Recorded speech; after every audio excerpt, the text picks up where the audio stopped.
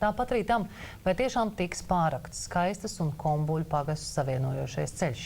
Šovakar vēl ziņas par gaidāmo laiku, bet mēs atradāmies līdz nākamajai svētdienai. Jauka jums vakaru! Vislabāk! Latvijā šī nakts būs apmākusies silta, daudz viet līs un iespējams atskanēs kāds pērkona dārds. Vietām gaidāms stiprs un ilgstošs lietus. Vējš pūtīs no dienvidrietumu puses un ar katru stundu tas pieņemsies spēkā. Rīta stundās jūras piekrastē gaidāms vēja brāzmas līdz 15–17 metriem sekundē.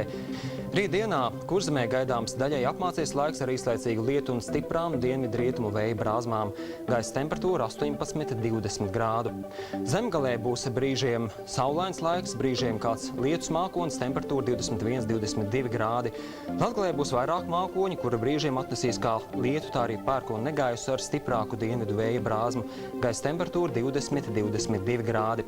Vidzemē gaidām apmākusies un lietaina diena, temperatūra 19–21 grāds. Medicīniskā laika prognoze otrā labvēlīga. Rīgā rītdien sinoptiķi sola saules, mākoņu un lietus kombināciju, temperatūra 20–21 grāds. Visu nākamo nedēļu katru dienu īslaicīgi uzlīs, pūtīs stiprāki rietumu vēji.